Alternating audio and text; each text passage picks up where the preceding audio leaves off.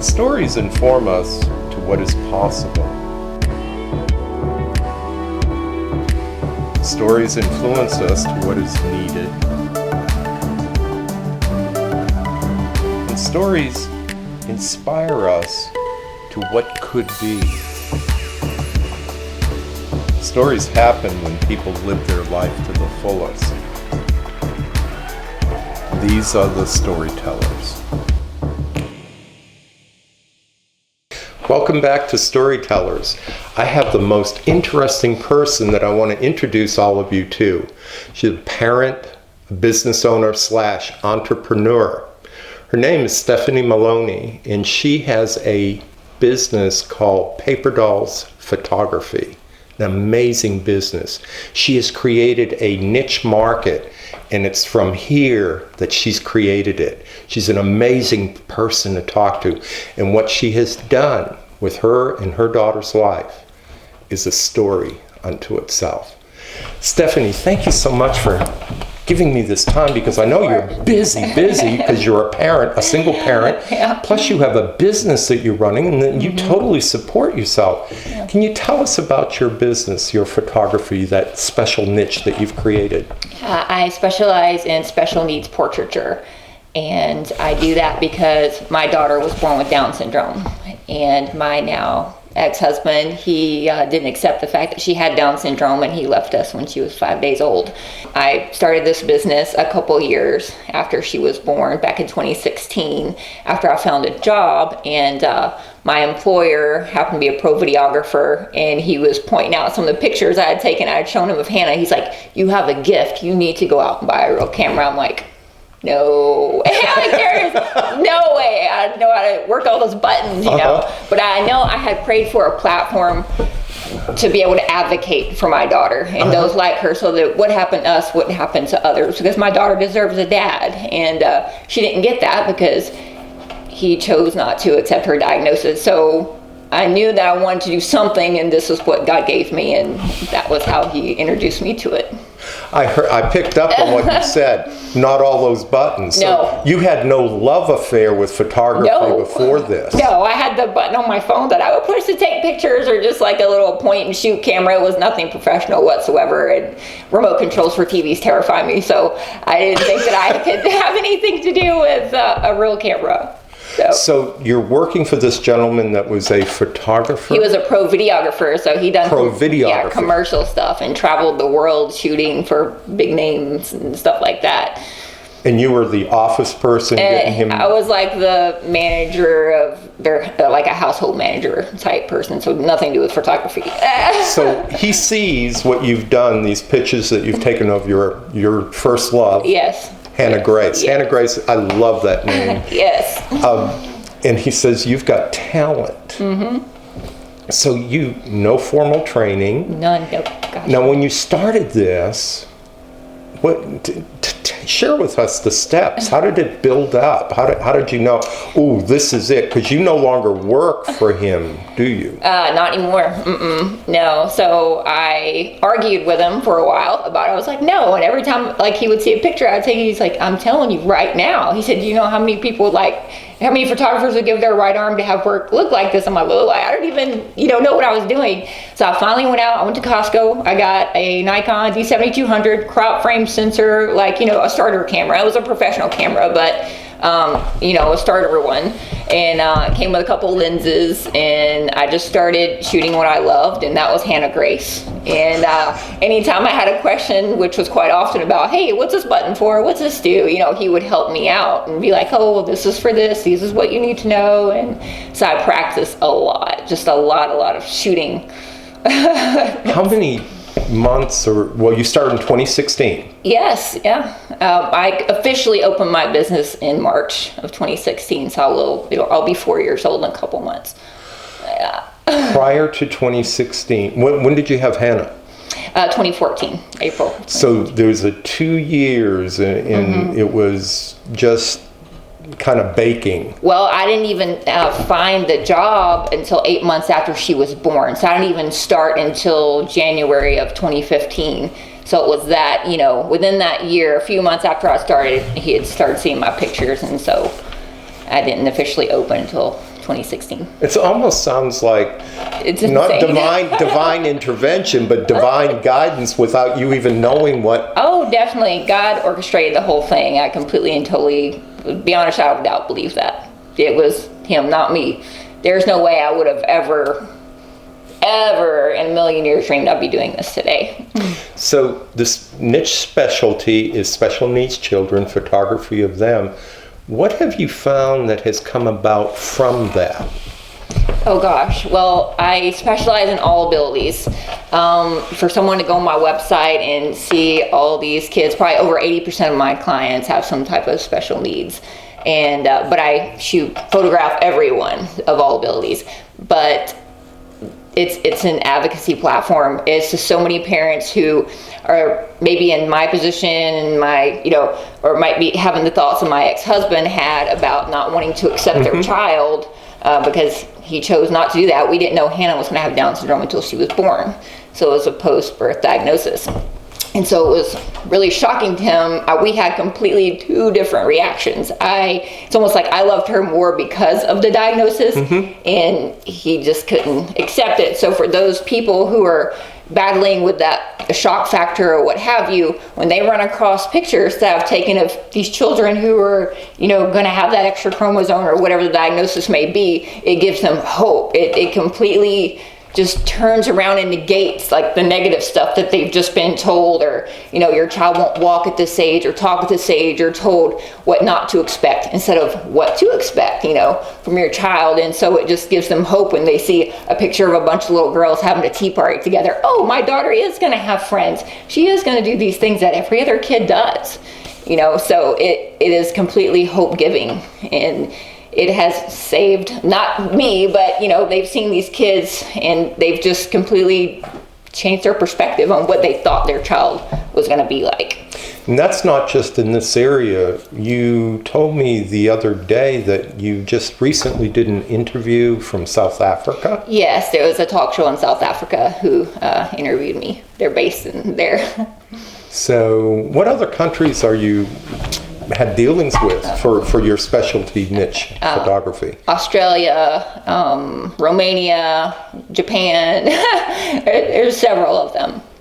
And do they come here? Do you go there? Well, how's it work? Sometimes I'm interviewed on the phone and they have like a platform online and, page following and all that. The one that was in South Africa, they did kind of like a Skype thing. It wasn't Skype, but it was similar to where we're talking, and it was a live talk show, but it's being streamed live kind of thing. But somehow videos, I'm bad with technology, so I don't know how it works, but it worked. They knew what they were doing. So after these different interviews in different countries, what's the uptick from people from that country getting in touch with you? Oh gosh, other country. Oh man, there's a lady who's been following us ever since Hannah Grace was born. She's from the UK. She's from what part? Liverpool. And she sends Hannah. She has impacted her. So she sends her Christmas gifts every year. Really?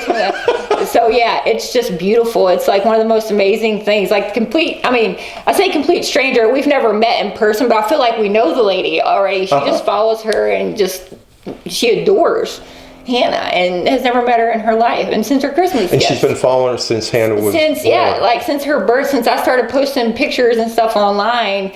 Just one of my cell phone shots went viral. It was crazy that I posted of her. Everybody knows the butterfly baby, so if you ever hear that, it went all over the place, and that was before I even became a photographer. So yeah. In this country here, have you had a lot of people from different states come here to have you photograph their children? Oh yes, yeah. People come from all over the place. Pennsylvania, I have a lady coming in from Texas again this coming month, from Dallas area. And they're literally from all over the states come here. Do you envision in the future you and Hannah traveling? I do that. You already do that? I do that. I do something, it's called my doll tours I do every year. And I have requests all the time to come to different states to do pictures there. So I go to a few states every year and I donate part of the proceeds from the sessions to the nonprofits in the area. So I already do that. That is so. But I hope to be able to do it even more so in the future, because I just can't be at every place I'm requested just yet. Could you show us, what I would like to see is some of your first shots and now your present shots. Could you share that with us right now? So this is one of it's the very first book that I ever made that has some of my first shots in it. Let's see here. I can hold it up if I need to. And these are just within the first few weeks, and of course most of them are of my daughter because, again, I started shooting what I loved, and I would shoot her outside. I think that's where most of these were taken, yeah. Her little boyfriend, who he's moved away now, but this was her first kiss. So, talk about adorable. I did, a lot of these in the spring. I think a lot of these were taken in that March of, yes. Now, this looks staged, is it? Or did you just get lucky? No, it's one of those candid moments. So I had him sit in the grass. I handed him the little chicken, and he was borderline afraid of it. And this was the shot that came from it. But he looks peaceful, but I think he was partly scared. He was just like, is this thing going to peck my finger? What's it going to do? Because the chickens tended to keep doing that. They're kind of unpredictable there.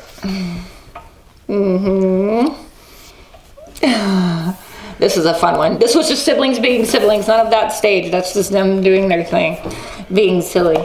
So a shoot for you might be there hours just waiting for that special, or do you just keep on taking shot? Well, I used to take a bunch of pictures, and the sessions are pre-scheduled, whether they want a short 10 minute, 20 minutes. So it's not that you keep shooting, and just keep shooting and shooting. You just shoot within the time that you have. But it's about the connection that you have with the kiddos that gets the shots. So so I can get them pretty quick. I can get them in anywhere from 10 minutes to, however many shots they want. And I did a wedding too, also do weddings. So, but that was my first wedding that I ever shot. And you did mention this, but you will do other types of photography. Oh yeah, I do. Yeah, I absolutely do. So this was your first book. Mm-hmm. This was some of my first shots. Is there a significant difference from what you've done now? Oh gosh, yes. Yeah. Can we see that? Yeah, I don't have another book like this though. There's some canvases over here on the walls and things like that. And most of it is digital stuff of my other clients. I don't have a new book built quite yet. I have hundreds of pictures. When people come to your house, you'll set up backdrops like this? Yeah, I do different backdrops. I like to set up things the kids can interact with. It gives them something to do besides just sitting there and posing. They can actually play with things and interact. Mm-hmm. And so that's very helpful to get those good candid shots. And I like to show them, especially most of my clients have special needs. So if I'm setting up a tea party or whatever, it also shows other parents who have gotten a diagnosis that their child's going to have a certain disability, mm-hmm. that, oh my goodness, well, all those kids right there have Down syndrome and my child's going to have Down syndrome. They said that my child couldn't do that, but here's proof that they are doing that, How many parents that haven't had the child yet call you pre-birth and talk to me, Stephanie? Tell me what I should expect. Do you have that happen? I do. I'm on a first parents representative thing where they get you hooked up with parents who have gone through similar things, so you can talk to those parents, or the parents just find me online and email me or call me or what have you. Or the parents, some of my favorites are the ones that show up for their very first session, say their child was just born a few days ago, and they show up and their child has Down syndrome, and they see this beautiful set that was built. I'll probably start that just for them. And the parents just start crying because they're just in awe of, oh my goodness, this, my baby is just a baby. My baby can do all the normal things, and my baby's about to have these beautiful pictures just like any other baby would have, so it hits them right in the heart. And I know you don't like technical, but on the technical part, you probably prefer digital to film. I do, yeah. Have you ever done film? Forever ago when I was a kid, not even to your professional life. No, all digital. But I like being able to go into Photoshop and finishing off making it look like a painting or whatever, because you can continue with your creative abilities on what do you want that picture to show, the mood of the image and things like that. What photographer do you love? Do you have one? I like Meg Bitton and Jackie Jean, their stuff stands out to me. It's just really beautiful, stunning work. And they're not special needs photographers or anything, but they have some beautiful work. Have you ever corresponded with them? Mm-mm. No? You just love their stuff from afar? Yes, from afar. So, talking to a person that would be thinking about getting into photography, it's got to be their love, it's got to be their passion, so that they always think of how can I make this better? So it's never fulfilled. What do you look for in a photo? Now, we're talking emotion and feeling, but now I'm talking about technique or the artist side. Probably the composure, the composition of the image. Just like shooting, if you're just standing up and just shooting somebody, eye to eye, would probably be a lot different than, kind of sneaking back behind a tree or something and shooting through leaves and catching them just in their own little world and getting their true personality versus cheese. It's a lot different mood than a fake smile, so I like capturing the real stuff. If kids get upset, and they do, I take pictures of that too, and the parents end up loving it. Oh, that's so and so, that's how they act, or I love that little sassy face, or I'm gonna take all that stuff too, because that's the essence of who that child is. Right. So I take those images too. How long does it take you would like to talk to them or email back and forth first so that you could get an idea of what the child would respond to? And with sensory stuff too, if I don't already personally know the child, if they're a new client and I don't know them already, then I want to know, does your child have any sensory issues? Do I need to look out for noises? Should I play music during your session? Should I not? Does it need to be quiet? Or, should I sing Baby Shark? What is it? Does your child have any triggers that would upset them? Because we don't want, to upset the kid. So I like to find out beforehand, so that I can best photograph the child and get the best images possible for the family. I feel your passion for all of this. I want to give you right now a forum. What would you like to share with people that you have derived from your daughter, your photography, and the impact that you've had on other people? What would you like to share with people? Let your child show you what they're capable of. Don't make assumptions on what you hear, not even from like the medical textbooks or whatever. Let your child show you. If you make assumptions and that's gonna scare you, just let them show you what they are capable of. Let your child be your child. One of the most common misconceptions with Down syndrome specifically is that, they're always happy. They're not. My daughter Hannah Grace is sassy, just like any other kid can be sassy. So just let your kids show you. I promise they're gonna prove probably 90% of what you thought you knew wrong. They're gonna blow you out of the water. Let them show you. I promise. My mantra for my business is look with your eyes, but see with your heart. Because I feel like if people would just stop looking and just seeing the label that they've been diagnosed with since birth, and just like look at who God made that person to be. Yeah, she has an extra chromosome, but she's a human just like you. She has different weaknesses and strengths just like you and me do. But that doesn't make her any less human than you and me. So she's just taught me so much about how to look at people, just look at the world and just the innocence that she has. Which has opened up the whole world of networking, friendships, and acquaintances is just exploded for you. Mm-hmm. So Stephanie, to give an idea of what a shoot is like, I'm going to be your subject. I am totally, I've never done this before, so tell me what to do. Okay, well, make me look good. Okay, I'll make you look good. We're going to pretend that you're in a mechanic shop today. So I don't have all the props and stuff set up, but we'll just pretend with the backdrop. So let's have you sit right here. Yeah, okay, I'm going to go turn on these lights to check my lighting and stuff and see where we're at there. So you can pick your nose or, scratch your butt or whatever you need to do. While I test the lighting, and those always get the best and most just unique smiles. They're real.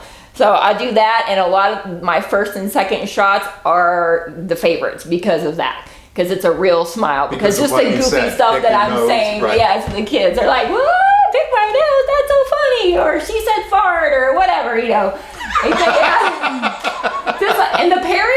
do the same laugh. Right. So I do that for family sessions too. So yeah, I'm just a big dork. Have you had any helicopter parents? Not really. Most of them. Hover. No, well, most of them kind of, they know me that from my work and they trust what I do, and they know me just from other people in the community and kind of how I work and how I do things. And you know, my own daughter has Down syndrome, and they see her pictures too. So I think for the most part, I've never had any helicopter parents in that aspect. So, but You yeah. make me look good. Okay, are you ready? Yes. All I right. need to look good. Don't laugh. Whatever you do, Don't laugh, show me right. a serious face. Don't think of pink elephants, right? Don't think of pink elephants. I'm so glad that Stephanie was able to give us this time to find out about her business, her specialty, and more importantly, her passion for this, because it's obvious it's her passion that has made her such an impact on the world of special needs children. But not only that, their parents and the possibilities. Thank you so much for watching Storytellers. It was a real pleasure bringing Stephanie's story to you. Stephanie's impact on the world and what she has done for her own life, but more importantly, what she has done for other parents that have children that might have special needs. This has been a great program. I hope you enjoyed it. And Stephanie, thank you so much for your time. You are welcome. I really Thank you. appreciate it. Thank you. Your story is impacting. Thank you so much.